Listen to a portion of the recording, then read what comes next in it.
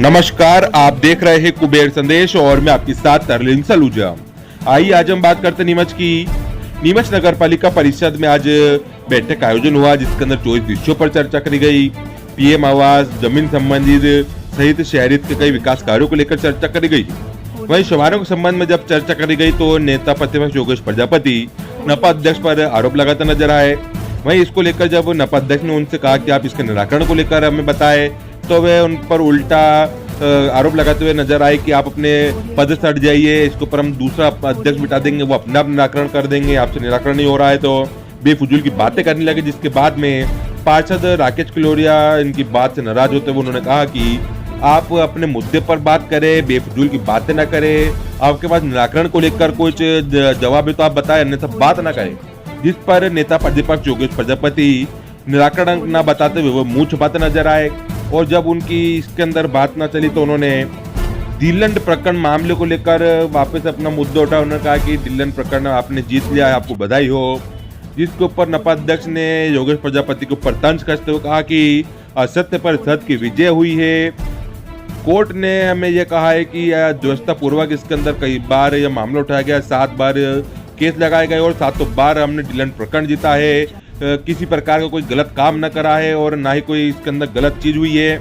वहीं नेता प्रतिपक्ष लगातार मेरे परिवार के ऊपर आरोप लगाते, मेरे ऊपर आरोप लगाते, जो अभी तक सिद्ध न कर पाए हैं। यदि हमारे द्वारा कोई भी जमीन 1 इंच इधर उधर करेगी तो हम खुलेआम कहेंगे हमने नहीं करा है, हम नहीं करेंगे। और साथ ही में नगर पालिका ने जो जमीन अतिक्रमण थी उसको अतिक्रमण मुक्त कराया था, वहां पर एक कॉलोनी काटी थी जिसको लेकर उनको टीएनसी से अप्रूवल मिली है। एक बड़ी उपलब्धि नगर पालिका को मिली है और आगे अब जल्द ही नगर पालिका इसके ऊपर प्रक्रिया भी प्रारंभ करने जा रही है। आप खुद देखिए कई प्रस्ताव को मंजूरी मिली है उसके, और उसके अलावा जो है एक खुशी की भी नगर पालिका कौन से। देखिए आज बहुत ही एक बड़ी मुझे लगता है कि खुशखबरी पूरे शहरवासियों के लिए है कि 40 वर्षों बाद जो कॉलोनी का प्रस्ताव हम लाए थे, जिन जमीनों पर अतिक्रमण था उनको मुक्त करा के वहाँ पर हम लोगों ने जो कॉलोनी काटी थी वो हमारी टाउन एंड कंट्री से पास हो गई है, टीएनसीपी से अप्रूवल मिल चुका है उसको। तो आगे की प्रक्रिया के जब हम आगे बढ़ रहे हैं तो एक विधिवत जो प्लॉट होंगे वो जो मध्यम वर्गीय परिवार होंगे जो भी पार्टिसिपेट करेंगे विधिवत उनको आवंटित किए जाएंगे। तो निश्चित ही जो आवासीय कॉलोनी है उसमें लोगों को घर मिलेगा। जो व्यवसायिक है उसमें 40 प्लॉट है तो लोग अपने गोदाम या अपना शोरूम बना पाएंगे, शहर का विकास होगा। और नगर पालिका की जो जमीनें हैं जो अतिक्रमण में जा रही थी आज उनको भी मुक्त कराकर हम लोगों ने प्रयास जो किया है वो सफल हुआ है और नगर पालिका को आय होगी राजस्व की, उससे 40 प्लॉट में विकास कार्य होगा। तो ये पूरी विधिवत प्रक्रिया जो चल रही है सभी को बधाई देती हूँ। उसके अलावा परिषद में आज हमारे जो विषय थे लगभग 24 विषय थे, उनमें हमने हरजा का जो पिकनिक स्पॉट के रूप में डेवलप करने के लिए जो प्रथम चरण है वो शुरू कर दिया है।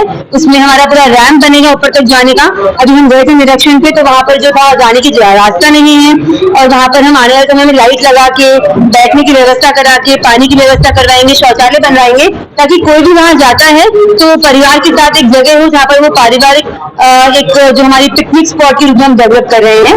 साथ ही जो हमारा पीएम आवास का भी जो प्रयोग का काम अंतिम चरण में था वो भी पूरा हो गया है। जब हम किसी को आवास देते हैं तो हम ये चाहते हैं कि वो परेशान ना हो वहाँ जाके, तो वो उसका जो पुनर्निर्मित प्रावधान था वो भी आया है। तो प्रयोग ब्लॉक का काम भी वहाँ पर जल्द पूरा होने वाला है और दिवाली तक हम चाहते हैं कि दिवाली से पहले वो आवंटन कार्य इसका भी कर दिया जाए। नगर पालिका सफाई कर्मी भी आपके पास पहुंचे थे, क्या समस्या है? देखिए सफाई कर्मचारी हमारा उनको कुछ विगत 8 साल पहले 7-8 साल पहले कोई जमीन का आवंटन किया था परिषद ने, लेकिन वो शासन के पास अभी स्वीकृति के लिए पड़ी है। तो उनका ऐसा कहना था कि हम करने पर चूंकि हम भी नियमों से बंधे रहे हैं तो जब तक शासन से अनुमति नहीं आती हम उनको प्लॉट नहीं दे पा रहे। निश्चित ही मेरे वो जो सफाई कर्मचारी भाई हैं उनका जो व्यथा है वो अपनी जगह सही है और हमने मैडम को, मैंने सीएमओ को यही निर्देशित किया है कि आप शासन में पत्र लिखिए, स्मरण पत्र, और शासन से हम कोशिश करेंगे कि हम वहाँ पर जाकर उनके लिए जो है वो अनुमोदन लेकर आएंगे। एक और परिषद की बैठक चल रही है, दूसरी ओर अचानक सफाई कर्मी की एंट्री होती है, क्या ये परिषद की गरिमा जो है उल्लंघन? देखिए परिषद का ही अभिन्न अंग है हमारे सफाई कर्मचारी, नीमच को 16वें स्थान पे लाए हैं, मेहनत भी करते हैं, अपना विषय वो कुछ रखते हैं तो हमको सुनना भी चाहिए क्योंकि ये हमारी जिम्मेदारी होती है कि उनके दुख सुख में हम उनके साथ खड़े रहें। और निश्चित मुझे लगता है कि हमारे भाई बहुत मेहनत कर रहे हैं, पूरे शहर को स्वच्छ बनाते हैं। अगर उनका कोई पीड़ा है अगर हम सुन लेते हैं और उसका कोई निराकरण निकल जाता है तो मुझे लगता है कि ये हमारे लिए भी सौभाग्य की बात होगी। जो है आपकी बैठक चल रही थी और जिस तरीके से आप लगातार आपके पार्षद या अपने सवाल कर रहे थे, लेकिन बीच बैठक में ये मजा आया वो अपने मोबाइल में लगाओ, कोई चर्चा कर रहा है, आधे पार्षद बाहर जा रहे, शेयर की मुद्दों पर चर्चा हो रही है। क्या मानते किस तरह की ये पैसे की बैठक होती है? नहीं देखिए, पैसे की बैठक बहुत अच्छी चल रही है आज, और सब लोग बैठे थे यहाँ पर, सबने अच्छे चर्चा करी है, आप सब देख रहे थे, सार्थक चर्चा हुई है।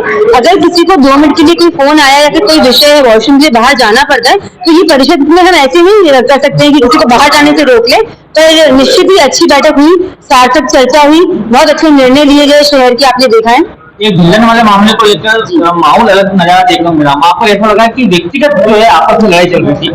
कुछ लोग अमर्यादित होते हैं और ब्लैकमेलिंग का काम कर रहे हैं, और आप देखिए जो दशहरा पर्व गया, निश्चित ही मैं भगवान में बहुत मानती हूँ, और कहते हैं ना, दशहरा पे जब रावण जलता है हम उसको समझ पाते हैं कि वो असत्य पे सत्य की जीत का प्रतीक होता है। तो ऐसा ही कुछ हुआ, लगातार मेरे परिवार पे झूठे आक्षेप लगाए जा रहे थे। आप देखिए कोर्ट में भी ये बोला गया ढिल्लन प्रकरण को लेकर कि ये द्वेषतापूर्वक किया गया है। आप सोच सकते हैं, और 7 बार जब केस लगाए, 7 बार ढिल्लन प्रकरण जीता है। मेरे अध्यक्ष बनने से पहले मेरे परिवार ने अपनी जमीन खरीदी है, क्योंकि हमारा ये बिजनेस आज से नहीं है, पिछले कई वर्षों से। और आपको मैं चैलेंज दे सकती हूँ कि संतोष चोपड़ा के लिए या गौरव चोपड़ा के लिए कोई ये बोल दे कि कोई जमीन भी, 1 इंच जमीन भी हमने किसी की ले ली। भूमाफिया किसको बोलते हैं? जो जमीनें खा जाता है, जमीनें गवर्नमेंट की या किसी व्यक्ति की। मैंने ये चैलेंज खुलेआम दिया है, मैं आज वापस दोहराती हूँ कि ढिल्लन का जो ज्येष्ठापूर्वक हमारे खिलाफ ब्लैकमेलिंग करने के लिए मुझे परेशान किया जा रहा था, आज इसका जवाब मिला है। शासन से भी लिखकर आया गया है, ये वाले आपने आपको दिखा सकती हूँ सारे कागज, कि द्वेषतापूर्वक परेशान किया जा रहा है, और पूरा नियमानुसार था। वो 60 जगह से वो जीता है, कहीं भी वो केस नहीं हारा है। तो आज पूरे शहर के सामने मैं आप लोगों को बोलूंगी कि अगर सच्चाई की जीत हुई है, ईमानदारी की जीत हुई है, तो आप लोगों के कंधों पे जिम्मेदारी है कि आप निष्पक्ष पत्रकारिता करें और झूठे लोगों को सबक सिखाएं कि ऐसे किसी को ब्लैकमेल करना और डिमांड रखना सही काम के लिए, क्या ये सही है? क्या ये नीमच का माहौल सही है? आज मेरे परिवार का हुआ है, कल को आपका परिवार होगा, आपके भाई बहन होंगे। जब किसी प्रकरण में कोई त्रुटि नहीं पाई गई, 7 बार जो केस जीता है, ढिल्लन कह के क्यों बदनाम किया जा रहा था? बस इसलिए कि मैं अध्यक्ष पद पे हूँ, और कांग्रेस वाले पार्टी मुझे परेशान करेगा, और कांग्रेस भी इसलिए परेशान करेंगे कि उनको कुछ पैसे मिल जाए। ये ब्लैकमेलिंग नहीं चलेगी, सच्चाई और ईमानदारी हमेशा जीतती है, और आज पूरे शहर ने देख लिया कि सच्चाई जीत गई और असत्य हार गया। आज परिषद में एक बड़ा अहम मुद्दा उठाया गया, ढिल्लन भूखंड वाला मामला। उसको लेकर आपकी तीखी नोकझोंक जो है अध्यक्ष से हुई है। उन्होंने आपको ब्लैकमेलर कहा है, आपने ढिल्लन का नाम लेकर कहा है, तो इस बारे में क्या कहेंगे? और उन्होंने एक संज्ञा और दी है, असत्य पे सत्य की जीत हुई है, हम 7 बार जीत गए हैं। एक पूरे मामले को लेकर आप क्या कहेंगे? यह कितनी शर्मनाक बात है कि वो ढिल्लन का प्रकरण जो है पिछले 25 सालों से नगरपालिका में विवादित भूखंड था, जिसको भारतीय जनता पार्टी के लोग भी पहले रोकना चाह रहे थे, कांग्रेस के लोग भी रोकना चाह रहे थे। इनके भारतीय जनता पार्टी के सभापति ने अभी तक आपत्ति लगा रखी है। ऐसा भूखंड जिसके नगरपालिका के अधिग्रहण होना था, उसको नगरपालिका अध्यक्ष ने जिस दिन से जीते थे, उनका ख्वाब था कि ढिल्लन प्रकरण अपना करना है। वो 40 करोड़ की प्रॉपर्टी थी। आज उन्होंने ढिल्लन प्रकरण अपने पक्ष में कर लिया, शासन स्तर तक उनकी सरकार होने का फायदा उठाया। और इस बात को लेकर जब मैंने उनसे कहा कि आपके द्वारा जो है पक्ष विपक्ष को छोड़कर और ना मतलब शहर विकास कीजिए, तो वो हर बार की तरह उन्होंने ना हमको नेगलेक्ट किया। तो मैंने कहा कि आपके द्वारा किस तरह से ढिल्लन प्रकरण किया गया है, सबको मालूम है। नगरपालिका से फाइल गायब है, मुझे लिख के दिया जा रहा है कि हम ढिल्लन की फाइल नगरपालिका अध्यक्ष ने मना करा देने के लिए नहीं दे सकते। और आज आपने उस फाइल को कर लिया, हमारे को जानकारी लगी कि आपने पहले नामांतरण भी कर लिया, फ्री होल्ड भी कर लिया।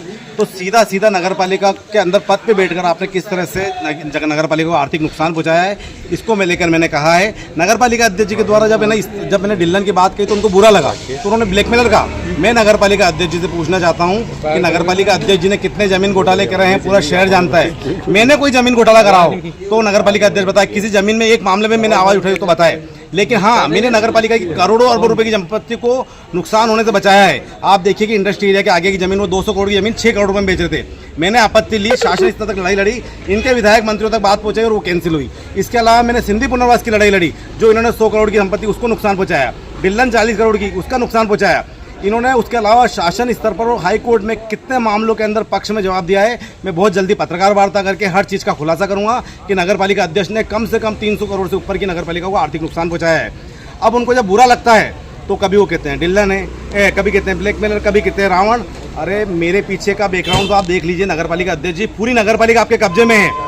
मैं नगरपालिका में घुसता हूँ तब से आपके दलाल मेरे पीछे लग जाते हैं और देखते हैं कि मैं कहाँ जा रहा हूँ, क्या कर रहा हूँ। और जैसे ही आपके पास फोन चल जाता है, नगरपालिका को आपके पतिदेव गौरव जी, आपके ससुर जी संतोष जी चोपड़ा, आपके देवर जी कालू चोपड़ा किस तरह से नगरपालिका के कब्जा करके किस तरह से भ्रष्टाचार का आलम फैला रखा है, पूरा शहर देख रहा है। आप देखिए शहर में और कुछ दिखेगा नहीं आपको, सिर्फ भ्रष्टाचार, धूल, इसके अलावा कुछ नहीं दिखेगा।